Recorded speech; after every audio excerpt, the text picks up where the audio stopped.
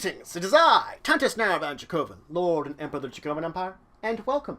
It is time to continue my discussion on the lands, legends, planes, and planeswalkers of Magic the Gathering, where I introduce each of these aspects of the Magic the Gathering universe, give you some history, backstory, information about them, to help you learn all about the lore and background of Magic the Gathering, the very universe that exists within it.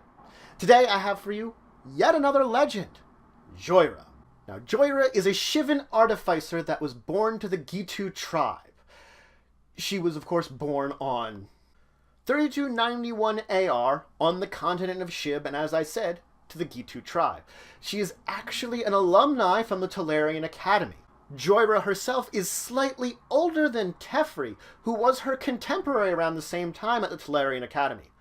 Jhoira was, in fact, the first human friend that Karn got upon his activation, and it was Jhoira herself that gave Karn his name, Karn the Golem Planeswalker. Now, it was unfortunate that it was through Jhoira that Carrick, the Phyrexian agent, infiltrated the Tolarian Academy, and it was Carrick that set off the temporal bomb that destroyed the effective First Academy. This destruction, this temporal disaster, resulted in Jhoira being basically stranded on the island on her own for years, until Urza planeswalked back from the place he was exploring and built the Second Academy in its place.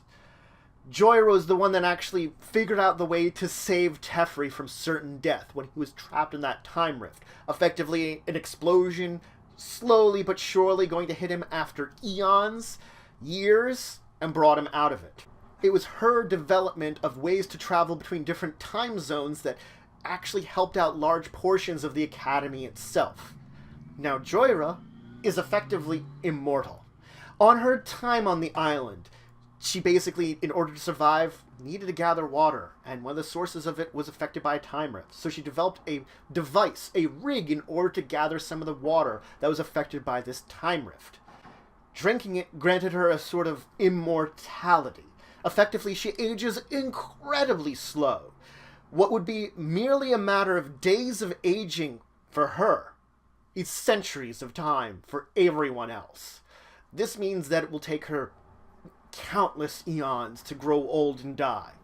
Though this means she isn't actually immortal, just really, really close to it. Now, she was the first captain of the skyship Weatherlight once it was launched, and soon after her role there, she settled back into Shiv, where she oversaw the Power Stone construction ramping up for the war against the Phyrexians.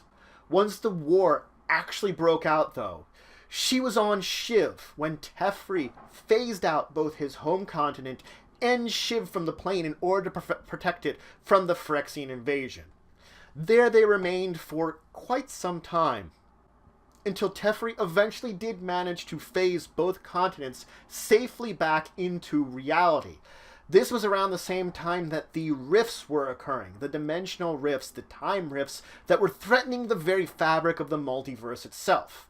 As Teferi went and had effort in order to stop and close them, Jhoira was reluctant to follow him. He did eventually summon a number of Ghitu warriors and Vidashino to travel with them to reassure her, though this was just a symbolic gesture. They would do nothing to protect them, and in fact Teferi had near unlimited amounts of mana during this time period and could just send enemies away with a mere thought.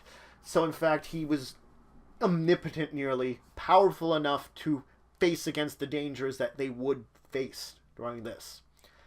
After everything was said and done with the time rifts, though, she journeyed off on her own. She sought out Jhoira, another immortal that hopes to find him.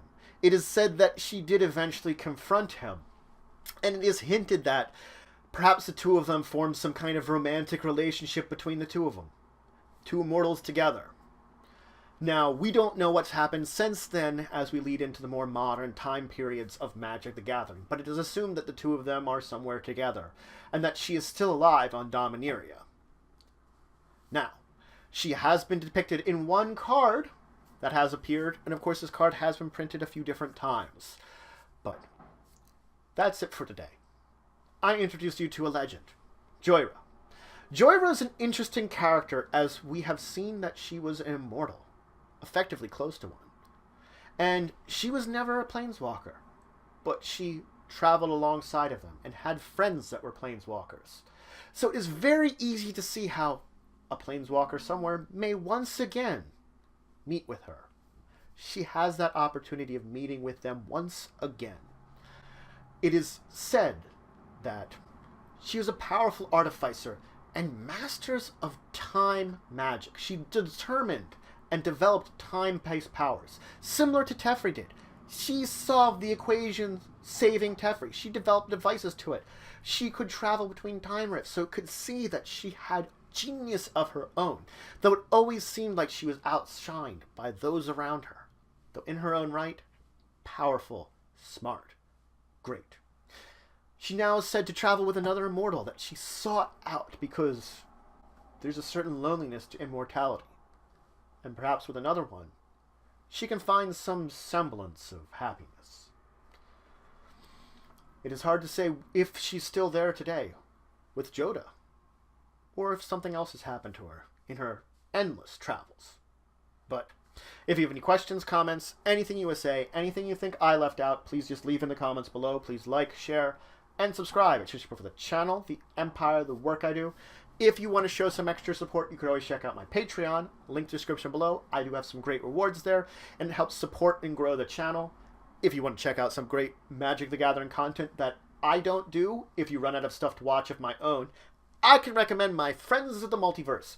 Card Bazaar, They Said We Said, and Tasty Snackies. They do some great Magic the Gathering content. I would always recommend them. But regardless, until the next time, I bid you farewell.